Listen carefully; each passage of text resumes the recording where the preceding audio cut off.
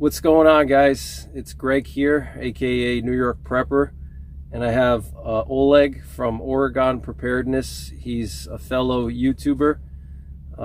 He lives in Oregon, and check his channel out, Oregon Preparedness. His name is Oleg, and in this video we're going to talk about the situation in Ukraine with Russia possibly invading pretty much any day now or any week. And for those of you guys who didn't see the first interview I did with Oleg, you can go and watch that. It's in my interviews playlist, and I'll also leave a link to that video at the top of the screen here. I recommend you guys check that out also. But I'm going to ask him some questions about Ukraine and Russia because he's actually from Ukraine. He grew up in the USSR, and he moved to the United States when he was a teenager, sometime in the 90s, right? Yeah. So in the last video, I went into more detail with his experiences with Chernobyl. He actually lived in a city close to Chernobyl when that whole thing happened. So I want to basically just pick his brain here and get some insights from somebody who's from Ukraine and speaks both Ukrainian and Russian, and he watches the news over there, so he's very familiar with what's going on, more so than Westerners are, especially because he knows the languages there, so he can actually watch the news programs and translate and stuff like that. So we're going to just pick his brain here, and hopefully he can give us some insights on the whole situation there. So I'm going to start by asking you, Oleg, this is a big one that's been popping up in the last few days. There's actually some people now who think that Putin is not going to actually invade Ukraine because he already lost some momentum, you know, with all these troop movements. And, you know, on social media, there's been a lot of videos that have been leaking of all the tanks and artillery being moved to the Ukrainian border. And now the Ukrainians are being armed by America and NATO. They're getting shipments of anti-tank missiles and stuff like that. So there's a lot of people both here in the West and also even in Ukraine. They believe that Putin is not going to invade now because he lost the element of surprise and he lost his momentum, because now everybody's expecting it to happen. Of course, Biden deployed 2,000 airborne troops to Poland now. Some of those troops are only 45 miles from the Ukrainian border, the 82nd Airborne, which is an ominous sign because the 82nd Airborne have been involved in pretty much every major war in U.S. history. They were critical in the D-Day invasion in World War II. The 82nd Airborne actually landed before the main amphibious assault forces landed on the beaches in Normandy. So it's kind of an ominous sign, but there's a lot of people now who basically believe that Putin is just bluffing and that this is all just a scare tactic to get the West to concede and do what he wants. Do you actually believe that he's bluffing, or do you believe that this is real, that he's really going to invade Ukraine? What are your thoughts? Well, in my personal opinion, I don't think he's bluffing. I believe he will invade Ukraine, even though he sort of lost momentum, as some people say. It was to be expected. How can you move all that equipment and military without being noticed? I'm sure he was expecting it. So, in my opinion, he is definitely going to invade Ukraine simply because the US and the NATO doesn't give him what he wants at all. You know, no, they're not giving him anything. And he keeps saying that he wants, for the safety of Russia, he doesn't want Ukraine to join NATO. He states it clearly in every speech he makes. And yeah, I'm sure he will invade. So you think that he basically knew that the West would see the troops being moved, which makes sense with, modern satellites. America would obviously see all the troops being moved to the border. It's basically unavoidable. Yeah, it's exactly like you said. It's unavoidable. It's impossible to move, hundreds of thousands of troops and thousands of pieces of equipment without being noticed. Now, you actually watch some of the news programs over there in Russia and Ukraine. So, do you know, do they reveal any specifics of, I'm sure they probably don't, but do you have any indication of like how much of the Russian military has actually been moved to the border of Ukraine? Latest estimates I heard was like 58%. Do you have any insights on that, or you're not really sure? I'm not sure in percentage how much. I don't think Russia would move half of its potential there. Okay. In my personal opinion. Okay. They need to keep their border secure everywhere. And Russia is a vast country. They can't just move everything, for this possible conflict. Okay. Now, do you think that Putin is actually telling the truth? He said, and also not just Putin, but also some of his secretaries, Lavrov and Peskov, his spokesman. They were saying that the West is being, I'm trying to find the right word for it, that they were being hysterical about the whole thing, and that they have a right to move the troops wherever they want within their borders. And Putin said that he wasn't planning to invade Ukraine. Do you believe what they're saying, that they don't plan to invade, or is that just a psychological tactic to get the West to lower their guard, and then he's going to invade after? What do you think? Well, I think any politician can say whatever they want and do just the opposite. But and they do have the right to move their military within their country wherever they want. But for years, Putin said that they don't want Ukraine because Ukraine would be a burden to them. But also before, no one in Ukraine was talking about joining NATO. And since they want to join, everything changed. So I think now it's inevitable. Yeah, so what you're saying is that Ukraine would be more of a burden if Putin was to take it back by force, assuming that he doesn't take a lot of casualties trying to take it by force. Just keeping it under control would be more costly, and it might not be worth it. So that's why Putin just never really got involved. But now with Zelensky as president, he's really pushing for not just joining NATO, but trying to take back Crimea. And I think that's really what's inflaming Putin the most, is the doctrine of the Ukrainian government now. They want to take Crimea back. So it seems like Putin is feeling kind of desperate right now. What are your thoughts? Yeah, exactly it. Before Ukraine wanted to join NATO, Putin didn't want to do anything with Ukraine because there would be a burden, because they would be sucking from the Russian economy. Ukraine would benefit from it economically, Russia wouldn't. But now that Ukraine wants to join NATO, Putin probably and most likely is going to attack just to keep some kind of a buffer. Okay. So that kind of leads to my next question. How important is Ukraine for Putin? Again, I think Ukraine to Putin, number one and foremost, is important for the buffer reason.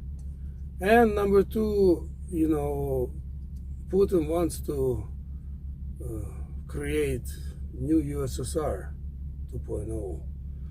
And even Simpsons in their cartoons predicted it in season 9, episode 19, that there will be new USSR. So I think this is just part of the puzzle. Okay, so yeah, I remember you actually did a video on that Simpsons episode. That's really interesting. Do you know, in that Simpsons episode, what the new USSR looks like? You said that it's like Finland was part of the... Yeah, strangely, but that, according, for Simpsons, according to Simpsons, new USSR actually included some Scandinavia, some part of Finland, and maybe part of Sweden. It's weird because right now in our heads, in my head at least, it doesn't make sense how could Sweden or Finland become part of USSR. Never been.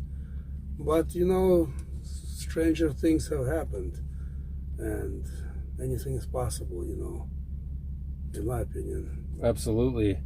Now, speaking about the USSR and the new USSR, let's talk about the old USSR. What are your thoughts about the collapse of the USSR? You had some interesting theories about that, and I think you should share that with our audience here. And also, how does Putin see himself, in Russian history? Where, what does he think of himself? Does he think he's like the modern day, Tsar of Russia? Does he think that he's the guy that's going to restore the Soviet Union? Is he trying to restore the Soviet Union?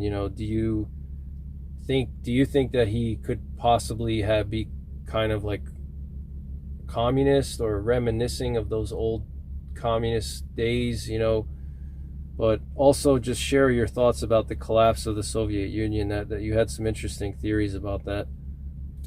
Well, the Soviet Union collapsed, and the first president of USSR, when USSR collapsed, was Mikhail Gorbachev. And there was a time when I was interested in it, in this whole story, and I read a lot of things, and I watched a bunch of videos regarding this, and I came across some material that Gorbachev was approached by CIA like 20 years in advance, and they did it way in advance. I'm not saying this is 100% true. Don't take it as a gospel, but it is a theory, and I actually believe it's true. And along with Gorbachev, his foreign minister Shevardnadze, and also Yeltsin, basically these three are, in my opinion, are responsible for collapse of USSR. And Putin, I think Putin in his head is modern day Tsar of Russia. He actually, that's exactly what I think he thinks he is. Now, do you know if Putin, does he actually have like idols, does he idolize like some Russian czars at all? Do you know like if there's any Russian kings, old kings that he really idolizes that you can think of, or not really? Not really. I personally haven't heard him idolizing anyone, so he might, but I never heard before. So if Putin invades Ukraine, do you think he's gonna go big and go for the capital, go for Kiev and maybe the Black Sea coast? Or do you think he's gonna try to go more on the safe side and try to just go for the Russian-speaking eastern areas? What are your thoughts about that? In my opinion, in my opinion, he's not gonna go for Kiev. It'd be nice to get a Kiev, but it's like, okay, whatever, if he doesn't get it. I think Putin is gonna go for the eastern part of Ukraine, Kharkov, Donbass. That's where most of Russian population lives, and that's where a lot of industry is. I also wouldn't be surprised if he would go for like place like Odessa, basically the coast of Black Sea. If I was Putin, I would go for Black Sea coast and eastern Ukraine, and leave Kiev and western Ukraine alone. So you think he would try to go for the entire Black Sea coast and basically cut off Ukraine from the Black Sea? You think that that's a possibility? I think it's a possibility. In my opinion, it makes sense. That way he would cut supply for Ukraine through the Black Sea from NATO. Yeah. So you said in eastern Ukraine, in the last video we did, you said there's a lot of industry there. You have coal mines in the Donbass, right? And then you have in Kharkiv, you have a lot of industry there. Is there any other significant things in eastern Ukraine that really, besides just being a buffer? How far into eastern Ukraine would he go? Do you think he would go all the way to the Dnieper River, or would he just stay closer to the Russian border? I think he might go as far as Dnieper, but I don't think he'd go over Dnieper. Okay. And do you think that would be enough of a buffer for him, that part, or sounds like it would be? Well, anything is better than nothing, and it's never too much. But I don't think he's gonna go any further, because it'd be nice to get bigger buffer, of course, but bigger buffer meaning occupy entire Ukraine, and I'm not sure if he really wants to deal with it. At least he is here in eastern Ukraine.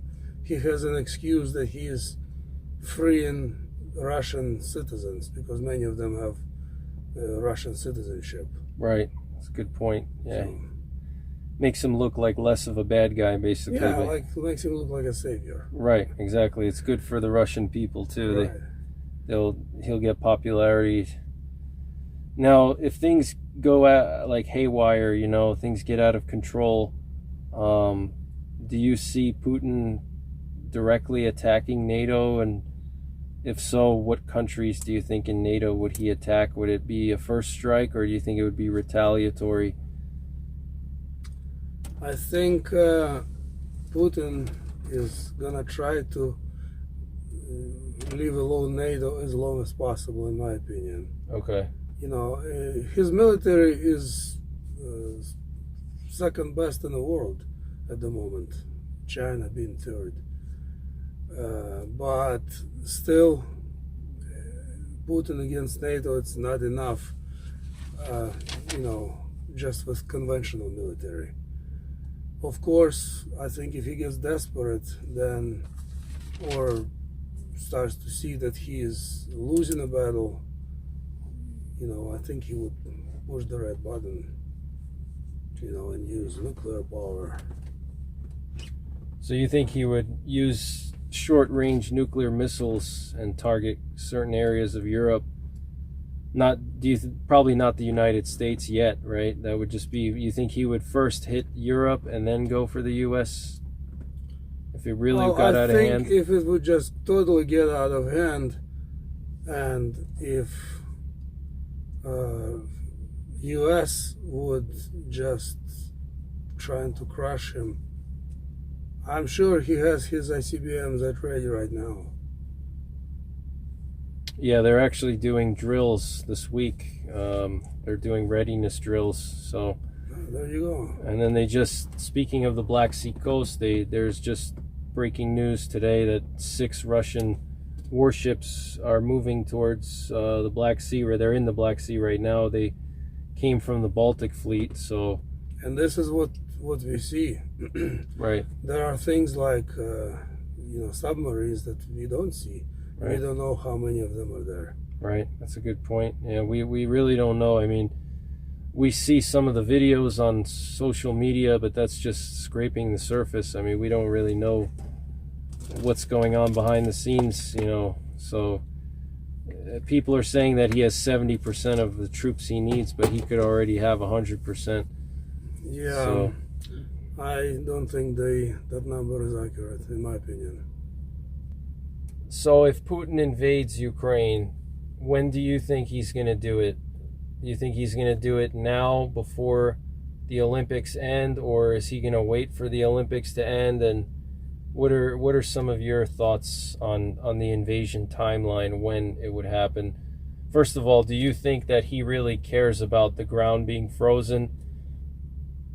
And just when do you think he could possibly invade? Well, about invasion, there is element of surprise that everybody who invades, that they like to use. So obviously he's not going to invade when people expect him to invade, if he's going to invade. I think he's either going to invade really soon, like in the next few days before Olympics are over, or he's going to invade a little bit later when Olympics are over. A couple of weeks go by, nothing happens, maybe everybody relaxes. And as you mentioned in some of your chats and videos, frozen ground is nice, but it doesn't have to be, because he can just invade with airstrikes from his Air Force and his missiles. So frozen ground, it's helpful, but he can do without it, I think. Now, do you think if he invades Ukraine, what type of weapons would he use? Do you think he would use his Air Force and his missiles to strike critical areas first and then go on the ground? Or what do you think? What are your general thoughts on that? Yeah, it's probably going to be missiles, and missiles that he'd strike with from his Air Force. And I also think heavy artillery as well, because they also have artillery that can shoot projectiles with nuclear charge. That's right, they do. Yeah, they have the nuclear artillery, and they have the nuclear mortars. It's like 200 millimeter mortars that they can put nuclear warheads on them. So yeah. Now, do you think if war breaks out that he would shut gas off to Ukraine or Europe as punishment for fighting back against him? I think, in my opinion, if he just goes for the eastern Ukraine, and if NATO doesn't get involved, I think he's not going to shut the gas. But I think if NATO gets involved, and not just with support with ammunition and machinery and equipment, but also with troops, I think at that point anything's possible. Okay. Now, do you believe that Belarus is going to help Russia to the extent that they've been saying? Lukashenko has been saying that he's going to basically attack Ukraine just like Russia will attack Ukraine. So do you believe that's true, what he's saying? Yeah, absolutely. At this point, Belarus and Russia, they're pretty much like same country. And Lukashenko doesn't have to worry about his safety, because he is covered by Russia as well. So, yes. Okay. Now, do you think it's possible that Putin could go through Belarus? Like, he could because he's been putting his troops in southern Belarus, not far from Kiev, in Gomel, which is only like 50 miles from Ukraine. Do you think it's possible that he could use Belarus for the invasion? Belarus would be great to use if he wanted to invade Kiev. Mm-hmm. But if he's not going to go for Kiev, then probably not. Okay. I think Belarus is just going to be just a backup plan sort of thing. Mm-hmm. Right, basically like a wild card. He could use it whenever he feels like it. Maybe. Yeah. Yeah. And he could also use it as a way of lightening up the pressure on his troops in the eastern part. If he's having too much resistance in the eastern part, he could push some troops in through Belarus to get the Ukrainian military to focus their attention on that area. Yeah, that would be relieve some pressure. Also a good move, Yeah. So obviously, if he's got his military there, he's got it there for a reason. So perhaps for just surprise or wild card or some sort of backup plan. Do you have any indication on what Russian people think about this situation? Any insights at all? What I know you live here in the U.S. now, but you watch a lot of the TV in Eastern Europe, in Belarus, Ukraine, Russia. Any indications on what the people of Russia and in these countries, Ukraine and Belarus, what their thoughts are about this whole situation? Are they like supporting Putin? Are they kind of like unsure what to think? What's your insights on that, if you have any? Well, as far as I know, people in Russia, they don't want a war. They don't. Even Russian generals say that they don't want war because they know war is going to cost lives, not to mention a bunch of equipment. But yeah, same thing in Ukraine. Nobody really wants war. But you were saying that for Putin, and Ukraine is basically critical. And he really feels that NATO is trying to contain him, and he said that actually recently. And you believe that that's true, right? You think that, I mean, you believe what Putin is saying is he has a point. I mean, what are your thoughts? Yeah, I do believe that. You know, in '97, Russia had agreement for NATO not to expand in Eastern Europe. And what do we have now? We have NATO in Poland, in Romania, in Baltic countries. And as soon as Ukraine joins, if they join, it's going to be also in Ukraine. And what are they doing? They're basically trying to surround Russia. So, you know, while Putin is no longer my hero, I used to like Putin a lot, but I don't anymore. I can see his point. You know, just like Putin said, we are not bringing our military to the American borders, yet we are called the aggressor. So I see Putin's point.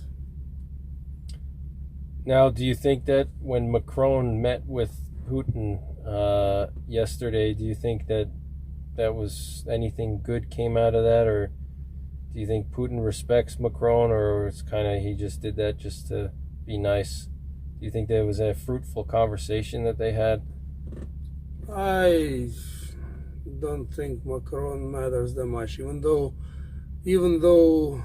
France is definitely has some, you know, serious military. I still don't think France alone matters that much. You know, United States matters, and then NATO altogether. But in my opinion, it wasn't fruitful.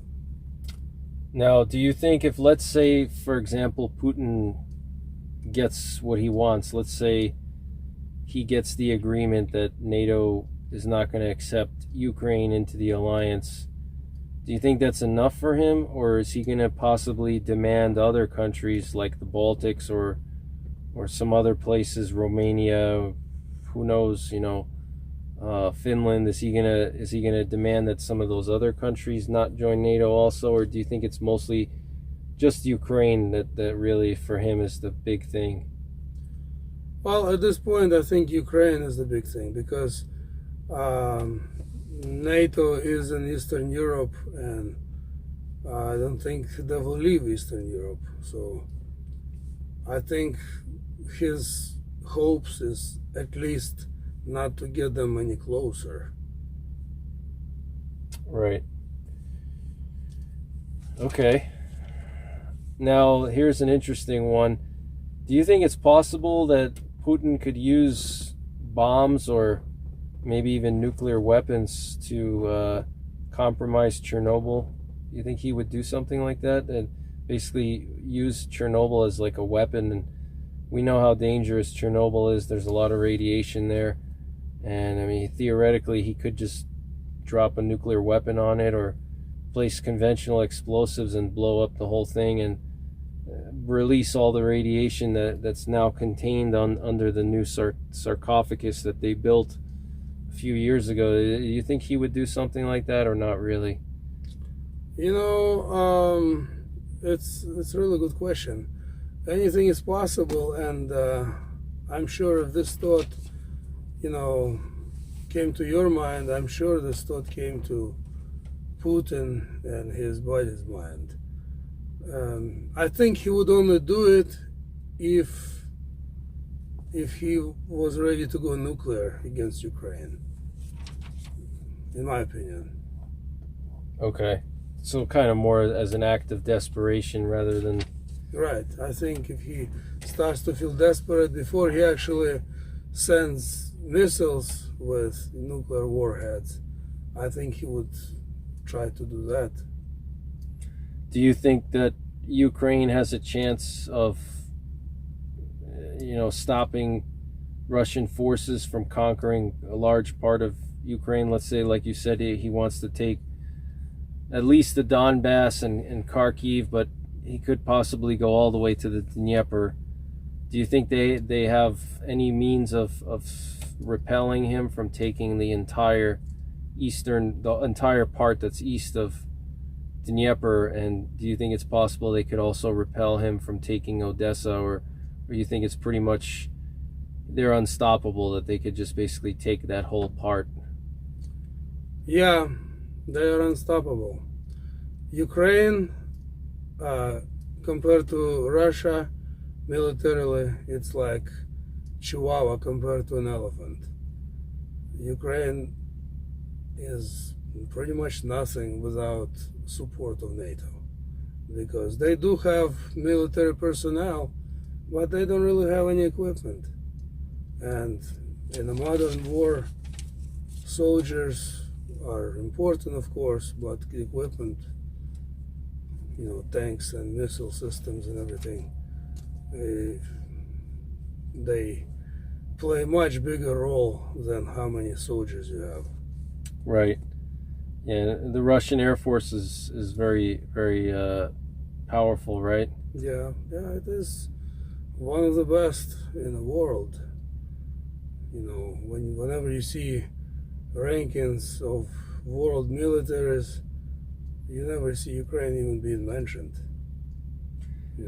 Now, do you think that Putin would be open to any kind of compromises as far as, for example, let's say NATO gives him the one demand he wants, the big one, that Ukraine won't join NATO. Let's say they sign a treaty for that for, let's say, 10 years. And they tell Putin, but we're going to still keep our troops in Poland and Baltics and Romania. Is that something you think he would compromise on? Or if let's say they offered him something else, like one of the things that I mentioned was that in exchange for Ukraine not joining NATO, that Belarus would not be part of the alliance that they have. Do you think he would be open to that, or is he pretty much just, I want everything and everything that I demand, and that's it? It's really hard to say, what he would want. Obviously, if they offered him something, at least we would have hope for some kind of diplomacy. But at the moment, they're not really offering him anything. Right. Yeah, they haven't offered him anything. So in your opinion, do you think Putin is afraid of Brandon and his sanctions, or is he pretty much just kind of not taking him seriously? I think, in my opinion, Putin, when he is at home or with his friends, they all probably shout, "Let's go, Brandon." He's got a. I'm sure he knows that phrase. I'm sure he's probably heard of it. It's been around for 2 or 3 months. I'm sure he does. Maybe longer. I'm not sure. Well, thanks a lot for taking the time to do this interview. And if you guys are interested, check out Oleg on his channel on YouTube, Oregon Preparedness. It's a prepping channel. He talks about prepping. He also gives his thoughts on the situation in Ukraine, and he gives updates on that as well. And you're going to be doing updates periodically on your channel, right? Every so often, as needed. I always do. Yeah, he's got a great channel. I've known him for a while now, and he's a nice guy, as you can tell. So check him out, Oregon Preparedness. I'll leave a link to his channel in the description below the video. And if you have any questions for him about Ukraine or Russia or the whole situation, you can ask him on his channel. Leave a comment on his latest video, or you can ask me. You can send me an email at nyprepper85@gmail.com if there's any questions you have for him. I can certainly ask him. But thank you so much, Oleg, for taking the time to answer all of my questions. I appreciate it so much, and thanks for being a supporter of my channel. I appreciate it. And thanks for having me on your channel. No It's problem. always a pleasure. Well, with that being said, thanks for watching, guys. Take care. God bless. And don't forget the 3 Ps. Prepare, practice, And persevere. persevere.